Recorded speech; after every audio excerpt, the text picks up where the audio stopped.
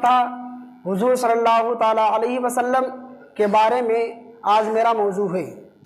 حضرات، حقیقت تو یہ ہے کہ تمام دنیا کے شعراء، تمام واعظین، تمام خطبہ حضور صلی اللہ تعالیٰ علیہ وسلم کا اگر حسن مصطفیٰ یا جمال مصطفیٰ کو بیان کرنا چاہیں تو بیان نہیں کر سکتے۔ یہ حقیقت ہے، کیونکہ جب صحابہ رسول حضور صلی اللہ تعالیٰ علیہ وسلم کو دیکھتے تو عرض کرتے، حبیبی یا رسول اللہ، آپ سے زیادہ دنیا کے اندر کوئی خوبصورت نہیں۔ یہ حقیقت ہے کہ حضور صلی اللہ تعالیٰ علیہ وسلم ایک الگ حیثیت رکھتے ہیں۔ حضور صلی اللہ تعالیٰ علیہ وسلم کے جیسا دنیا کے اندر پروردگار عالم نے کسی کو پیدا نہیں فرمایا۔ حضرت ابو بکر رضی اللہ تعالیٰ عنہ عرض کرنے لگے، حبیبی یا رسول اللہ صلی اللہ تعالیٰ علیہ وسلم، آپ سے زیادہ دنیا کے اندر کوئی خوبصورت پیدا نہیں ہوا۔ حقیقت ہے۔ حضرت حسان بن ثابت رضی اللہ تعالیٰ عنہ عرض کرتے، حبیبی یا رسول اللہ صلی اللہ تعالیٰ علیہ وسلم، دنیا کے اندر آپ سے زیادہ حسین و جمیل کسی کو پیدا نہیں کیا گیا۔ حقیقت ہے۔ حضرت حسان بن ثابت رضی اللہ تعالیٰ عنہ فرماتے، انت الہ خلق ربی و خالقی بذالک ما عمرت فی الناس اشہد تعالیت رب الناس ان قول من دعا سواک الہ انت اعلی و امجد۔ پروردگار عالم، تیری وہ ذات ہے جو مخلوق کو پیدا کرنے والی ہے، تیری ہی وہ ذات ہے جو مجھے پیدا فرمانے والی ہے۔ اور آگے فرماتے ہیں، تعالیت رب الناس ان قول من دعا، اے پروردگار عالم، تیری وہ ذات ہے جو بلند و بالا ہے۔ آگے فرماتے ہیں، لک الخلق والامر والنعماء کلہ، اے پروردگار عالم، تیری وہ ذات ہے جو دنیا کے اندر ہر شے پر تیری بادشاہت ہے، نعمت تیرے لیے، خلق تیرے لیے۔ حضرات، یہ تو ضروری ہے کہ محب کو معلوم ہونا چاہیے کہ میرا محبوب کیسا ہے، میرا محبوب ایک کیسی حیثیت رکھتا ہے، میرا محبوب کا جمال کیسا ہے، میرا محبوب کی بات کیسی ہے، میرا محبوب جب چلتا ہے تو کیسے چلتا ہے، میرا محبوب جب بات کرتا ہے تو کیسی بات کرتا ہے، میرے محبوب کا اخلاق کیسا ہے، میرے محبوب کا حسن کیسا ہے۔ حضرات گرامی، ہم سب لوگوں کو معلوم ہونا چاہیے کہ ہمارے محبوب حضور صلی اللہ تعالیٰ علیہ وسلم ایک کیسا حسن جمال رکھتے تھے۔ حضرت عائشہ صدیقہ رضی اللہ تعالیٰ عنہ عرض کرتی ہیں، حبیبی یا رسول اللہ، آپ سے زیادہ حسین و جمیل دنیا کے اندر پروردگار عالم نے کسی کو پیدا نہیں فرمایا۔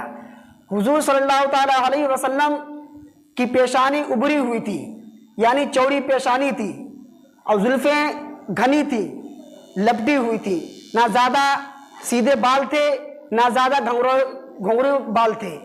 حضور صلی اللہ تعالیٰ علیہ وسلم بڑی بڑی آنکھیں تھیں، اتنی زیادہ بڑی بھی نہیں جو عیب مانی جائیں، اور اتنی زیادہ چھوٹی بھی نہیں جو عیب مانی جائیں۔ حضور صلی اللہ تعالیٰ علیہ وسلم کے جتنے اوصاف پائے جاتے ہیں، اس چیز کے قائل سائنٹسٹ بھی قائل ہے کہ پروردگار عالم نے اپنے محبوب کو جو پیدا فرمایا تو بہت حسین و جمیل فرمایا۔ جس انسان کے اندر لمبی ناک، بڑی آنکھیں، گردن لمبی ہوگی تو وہ انسان خوبصورت مانا جاتا ہے۔ حضرات گرامی، حضرت عائشہ صدیقہ عرض کرتی ہیں کہ حبیبی یا رسول اللہ صلی اللہ تعالیٰ علیہ وسلم بہت حسین و جمیل تھے۔ حضور صلی اللہ تعالیٰ علیہ وسلم کی ابرو آپس میں ملی ہوئی تھی۔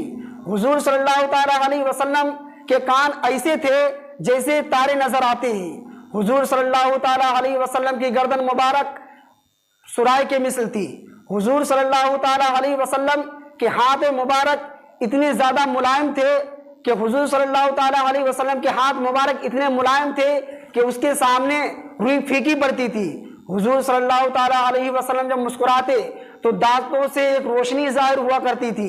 حضرت عائشہ صدیقہ رضی اللہ تعالیٰ عنہ عرض کرتی ہیں کہ حضور صلی اللہ تعالیٰ علیہ وسلم، میں حجرے کے اندر تھی، میں کپڑا سل رہی تھی، حضور صلی اللہ تعالیٰ علیہ وسلم جب میرے دروازے پر آئے تو میں جلدی سے کھڑے ہونے کی کوشش کی۔ حضور صلی اللہ تعالیٰ علیہ وسلم جب حجرے کے اندر تشریف لائے تو حضور صلی اللہ تعالیٰ علیہ وسلم جب حجرے کے اندر تشریف لائے تو میں کھڑی ہو گئی۔ حضرات، حضرت عائشہ صدیقہ کپڑا سل رہی تھی، اس کے درمیان سوئی گم ہو گئی۔ حضور صلی اللہ تعالیٰ علیہ وسلم فرماتے ہیں، یہ عائشہ کیا ہوا، کس وجہ سے کیا چیز گم ہو گئی جو تم ڈھونڈ رہی ہو؟ حضور صلی اللہ تعالیٰ علیہ وسلم نے یہ فرمایا تو عائشہ عرض کرنے لگی حبیبی یا رسول اللہ میں کھڑی ہو رہی تھی، اس کے درمیان میری سوئی گم ہو گئی، میں ڈھونڈنا چاہتی ہوں۔ حضرات گرامی، حضور صلی اللہ تعالی علیہ وسلم مسکرانے تو دانتوں سے ایسی روشنی ظاہر ہوئی کہ حضور صلی اللہ تعالی علیہ وسلم کے دانتوں سے ایک روشنی ظاہر ہوئی۔ اس روشنی کے ذریعے حضرت عائشہ صدیقہ رضی اللہ تعالی عنہا نے اپنی سوئی ہوئی گم ڈھونڈ لی۔ حضرات گرامی، اگر کسی نے صحیح طریقے سے حسن مصطفیٰ کو بیان کیا ہے تو حضرت سید الطائفہ حضرت جنید بغدادی رضی اللہ تعالی عنہ نے بیان کیا ہے۔ حضرت جنید بغدادی رضی اللہ تعالی عنہ کے زمانے میں ایک آرٹسٹ، ایک مصور، ایک تصویر بنانے والا رہا کرتا تھا۔ حضرات، اس کی خاصیت یہ تھی کہ وہ ہم شکل آپ جیسی صورت بتاتے، قد و قامت بتاتے، ویسی ہی وہ پینٹ نکال کے دے دیتا، تصویر نکال کے دے دیتا۔ حضرات گرامی، جب یہ بات زمانے کے اندر پھیلی، لوگوں کو معلوم ہوئی، حضرت جنید بغدادی رضی اللہ تعالی عنہ تک بات پہنچی تو حضرت جنید بغدادی رضی اللہ تعالی عنہ قطار میں کھڑے ہو گئے۔ قطار میں کھڑے ہونے کے بعد وہ حضرت جنید بغدادی کا نمبر آیا تو اس مصور سے کہا کہ اے مصور، میں نے سنا ہے کہ تو محبوبہ کی تصویر نکالتا ہے۔ تو مصور نے کہا ہاں میں تصویر نکالتا ہوں، ہم شکل ویسی ہی نکال دیتا ہوں۔ حضرت جنید بغدادی رضی اللہ تعالی عنہ نے فرمایا میں نے سنا ہے کہ جیسا کوئی قد و قامت، جیسی صورت بتائے تو ویسی ہی نکال کے دے دیتا ہے۔ تو مصور نے کہا ہاں میرا کام ہی ایسا ہے، میں جیسا کوئی شخص، اپنے لوگ میرے پاس آتے ہیں، اپنی محبوباؤں کی صورت قد و قامت بتاتے ہیں، ہم ویسی ہی اس کی تصویر نکال کے دے دیتے ہیں۔ حضرات گرامی، حضرت جنید بغدادی رضی اللہ تعالی عنہ نے فرمایا کہ میرا بھی ایک محبوب ہے، مجھے اپنے محبوب کی تصویر نکلوانا ہے۔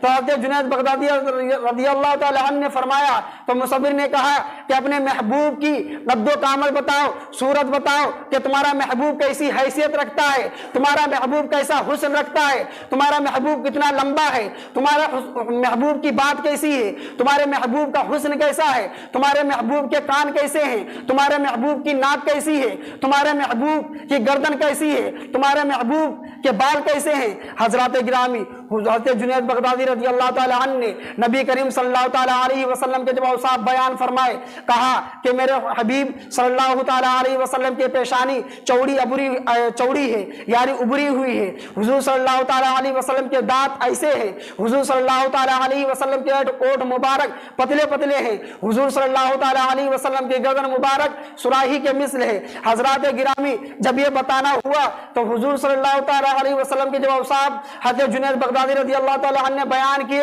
تو مصور کہنے لگا خاموش ہو جاؤ، خاموش ہو جاؤ، اے جنید بغدادی رضی اللہ تعالی عنہ، یہ تو تمہارے محبوب کی تصویر تو میرے پاس پہلے ہی سے موجود ہے۔ تو انہوں نے عرض حضور جنید بغدادی رضی اللہ تعالی عنہ نے فرمایا کہ اے مصور، تیرے پاس میرے محبوب کی تصویر کس وجہ سے، یہاں تیرے پاس میرے محبوب کی تصویر کا کیا کام ہے؟ تو حضور صلی اللہ تعالی علیہ وسلم کی جب اوصاف گنائے تو حضرت جنید بغدادی رضی اللہ تعالی عنہ نے فرمایا کہ میرے محبوب کی تصویر تیرے پاس کس وجہ سے ہے؟ تو اس مصور نے کہا کہ جس سے تم محبت کرتے ہو اس سے میں بھی محبت کرتا ہوں۔ حضرات گرامی، مصور گھر کے اندر گیا، قرآن مجید کو اٹھا کے لایا، عرض کیا اے جنید بغدادی رضی اللہ تعالی عنہ، اس سے زیادہ اچھی، اس سے زیادہ بہتر کوئی تصویر دنیا کے اندر بنا سکتا ہے؟ حضرات گرامی، جنید بغدادی رضی اللہ تعالی عنہ نے فرمایا کہ ہاں اس سے زیادہ خوبصورت، اس سے زیادہ اچھی کوئی دنیا کے اندر حضور صلی اللہ تعالی علیہ وسلم کی تصویر نہیں بنا سکتا ہے۔ اس مصور نے کہا اے جنید بغدادی، اس قرآن کو پکڑو اور آیت پلٹو، حضور صلی اللہ تعالی علیہ وسلم کا اگر تمہیں چہرہ دیکھنا ہے تو پڑھو والضحیٰ، حضور صلی اللہ تعالی علیہ وسلم کی اگر زلفیں دیکھنا ہے تو پڑھو واللیل اذا سجا، حضور صلی اللہ تعالی علیہ وسلم کا اگر ذکر دیکھنا ہے تو پڑھو ورفعنا لک ذکرک، حضور صلی اللہ تعالی علیہ وسلم کی بشریت دیکھنا ہے تو پڑھو انما انا بشر مثلکم، حضور صلی اللہ تعالی علیہ وسلم کی اگر رسالت دیکھنا ہے تو پڑھو یا ایھا الرسول، حضور صلی اللہ تعالی علیہ وسلم کی اگر نبوت دیکھنا ہے تو پڑھو یا ایھا النبی، حضور صلی اللہ تعالی علیہ وسلم کے اگر ہاتھ دیکھنا ہے تو پڑھو وما رمیت اذ رمیت ولکن اللہ رمی، حضور صلی اللہ تعالی علیہ وسلم کی اگر ختم نبوت دیکھنا ہے تو پڑھو ما کان محمد ابا احد من رجالکم ولکن رسول اللہ وخاتم النبیین، حضور صلی اللہ تعالی علیہ وسلم کی اگر چادر دیکھنا ہے تو پڑھو یا ایھا المدثر، حضور صلی اللہ تعالی علیہ وسلم کی اگر کملی دیکھنا ہے تو پڑھو یا ایھا المزمل، حضور صلی اللہ تعالی علیہ وسلم کی اگر بشریت دیکھنا ہے تو پڑھو انما انا بشر مثلکم۔ عرض مصور نے کہا کہ جنید بغدادی، میں جو تصویر بناتا ہوں اس کا مٹ جانا، اس کا ختم ہو جانا، اس کا مٹ جانا ممکن ہے، مگر جب تیرے محبوب کی جو میرے پاس تصویر ہے اس کا ختم ہونا محال ہے۔ مچل کے بول دیے سبحان اللہ۔ حضرات، حضور صلی اللہ تعالیٰ علیہ وسلم ایک حسن میں الگ حیثیت رکھتے ہیں۔ حضور صلی اللہ تعالیٰ علیہ وسلم شاعر ہیں۔ حضرت طفیل رضی اللہ تعالیٰ عنہ ایک جلیل القدر صحابی رسول میں سے ہے، وہ فرمانے لگے، اور آخری صحابی رسول ہی، ان کے بعد کوئی صحابی رسول موجود نہ تھا، تو تمام تابعین کھڑے ہوئے۔ حضرت طفیل رضی اللہ تعالیٰ عنہ نے فرمایا کہ ایسا نہ کروں کہ حضور صلی اللہ تعالیٰ علیہ وسلم کا حسن تمہیں بیان کروں۔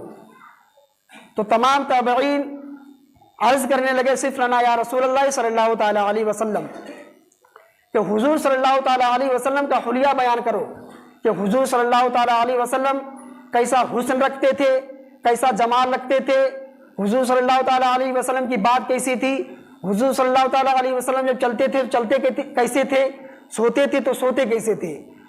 تو حضرت طفیل رضی اللہ تعالیٰ عنہ نے 3 لفظوں میں حضور صلی اللہ تعالیٰ علیہ وسلم کا حلیہ بیان فرمایا کان رسول اللہ صلی اللہ تعالیٰ علیہ وسلم ابیض ملیحا مقصدا، کہ حضور صلی اللہ تعالیٰ علیہ وسلم سفید رنگ کے تھے، بہت حسین و جمیل تھے، اور لمبائی درمیانی تھی، نہ زیادہ لمبے تھے نہ زیادہ ناٹے تھے۔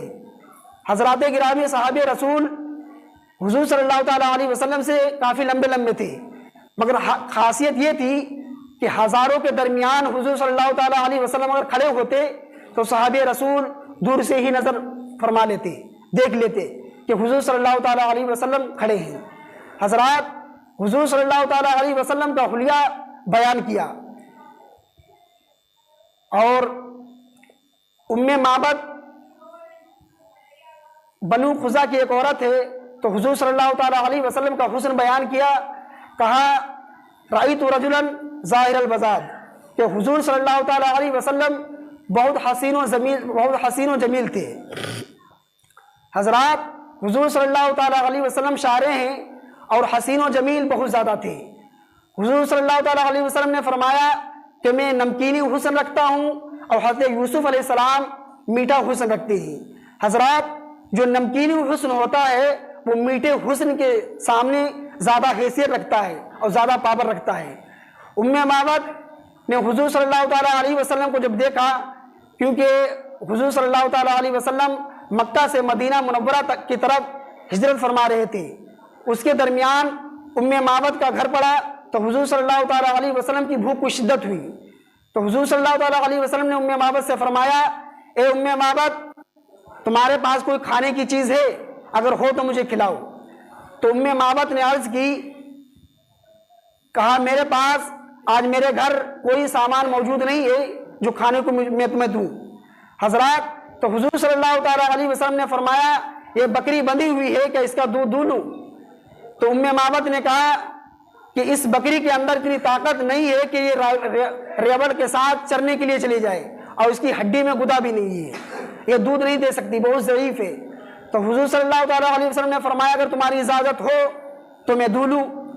تو ام معبد نے عرض کی اگر آپ کی مرضی ہے تو دو سکتے ہیں آپ۔ تو حضرت ابو بکر صدیق رضی اللہ تعالیٰ عنہ سے فرمایا کہ ابو بکر اس بکری کو میرے پاس لے کے آؤ۔ تو حضور صلی اللہ تعالیٰ علیہ وسلم نے دستے برکت، دستے نور، دستے شفا اس بکری کے اوپر پھیرا۔ تو راوی کہتا ہے کہ حضور صلی اللہ تعالیٰ علیہ وسلم کے دستے برکت کے پھیرنے کی وجہ سے اس بکری نے اپنے پیر چوڑے کر دیے اور اس کی کھیری میں دودھ آ گیا۔ حضور صلی اللہ تعالیٰ علیہ وسلم کے ہاتھ کا یہ عالم ہے۔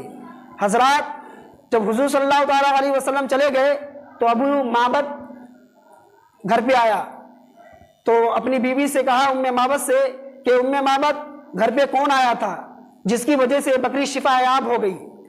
تو فرمایا ام معبد نے کہ میں جانتی تو نہیں ہوں، مگر ہاں یہ ضرور جانتی ہوں کہ بڑا حسین و جمیل تھی۔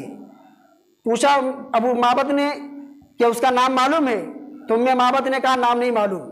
تو اپنی مرضی سے ام معبد نے مبارک نام رکھا تھا، کہ حضور صلی اللہ تعالیٰ علیہ وسلم کا نام ام معبد نے مبارک رکھا۔ تو ابو معبد نے پوچھا کیسا حسن رکھتے تھے؟ تو فرمایا کہ بہت زیادہ حسین و جمیل تھے۔ تو ابو معبد نے کہا کہ اگر دوبارہ آنا ہو بکر کا یا برکت کا، ابو بکر کا یا برکت کا، تو مجھے انہیں ضرور ان سے ملوا دینا۔ حضرات ابو معبد بکری چرانے کے لیے چلے گئے تو حضور صلی اللہ تعالیٰ علیہ وسلم کے گاؤں میں ام معبد سودا خریدنے کے لیے گئی۔ تو اس لڑکی ام معبد کے لڑکے نے دیکھا کہ حضور صلی اللہ تعالیٰ علیہ وسلم کو تو نہیں دیکھا، جو ان کے ساتھ ابو بکر تھے وہ نظر آ گئے۔ ام معبد کے لڑکے نے جو ابو بکر کو جب دیکھا تو اپنی ممی سے عرض کی، اے امی جان، یہ وہ شخص ہے جو حضور صلی اللہ تعالیٰ علیہ وسلم کے ساتھ آیا تھا۔ تو فرمایا ام معبد نے کہ این المبارک، مبارک کہاں ہے، مبارک کس جگہ رہتا ہے، میں اس سے ملنا چاہتی ہوں۔ تو ام معبد کو حضرت ابو بکر صدیق رضی اللہ تعالیٰ عنہ لے کے گئے۔ لے جانے کے بعد حضور صلی اللہ تعالیٰ علیہ وسلم نے دین پیش کیا۔ دین پیش کرنے کے بعد واپس گھر آ گئی۔ حضرات حضور صلی اللہ تعالیٰ علیہ وسلم بہت حسین و جمیل تھے۔ حضور اعلیٰ حضرت فرماتے ہیں، حسن یوسف پہ کٹی مصر میں انگشت زنا، سر کٹاتے ہیں تیرے نام پر مردان عرب۔ حضرات حقیقت یہ ہے کہ حضور اعلیٰ حضرت نے ایسا شعر پیش کیا ہے کہ اگر تمام شعراء اکٹھے ہو جائیں تو اس شعر کا جواب نہیں دے سکتے۔ ہر شعرا ایک شعر کے اندر بہت سے زیادہ دو تضاد یا ایک تضاد استعمال کرتا ہے۔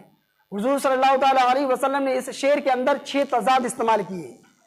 فرماتے ہیں کہ حسن یوسف پہ کٹی مصر میں انگشت زنا، سر کٹاتے ہیں تیرے نام پر مردان عرب۔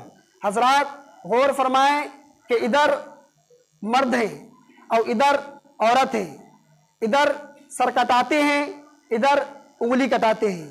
ادھر سر کٹاتے ہیں مضارع ہے، لازم ہے، اور ادھر انگلی کٹی بے اختیاری میں ہوا ہے۔ حضرات حضور صلی اللہ تعالیٰ علیہ وسلم کا حسن تو ایسا تھا کہ صحابہ رسول جب دیکھتے تو تیار ہو جاتے سر کٹانے کے لیے۔ حضرات میں نے جس آیت کی تلاوت کی تھی، پروردگار عالم نے فرمایا وَإِذَا سَأَلَكَ عِبَادِي عَنِّي فَإِنِّي قَرِيب۔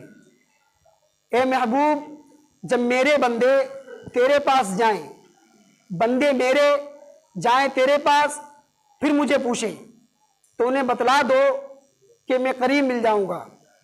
حضرات مفسرین حضرات فرماتے ہیں کہ فاتاکیبیہ کے بعد کل مقدر فرماتے ہیں۔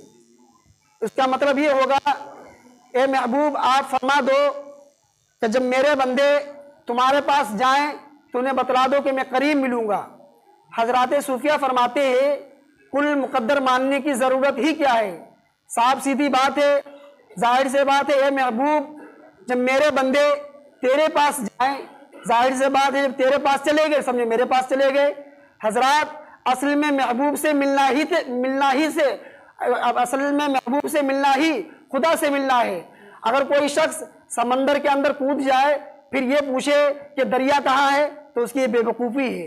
حضرات حضور صلی اللہ تعالیٰ علیہ وسلم تک پہنچنا ہی پروردگار عالم تک پہنچنا ہے۔ حضرات میرے بولنے میں کسی قسم کی اگر غلطی ہو گئی، پروردگار عالم سے دعا ہے کہ پروردگار عالم میری غلطیوں کو معاف فرمائے۔ وما علینا الا البلاغ۔ السلام علیکم۔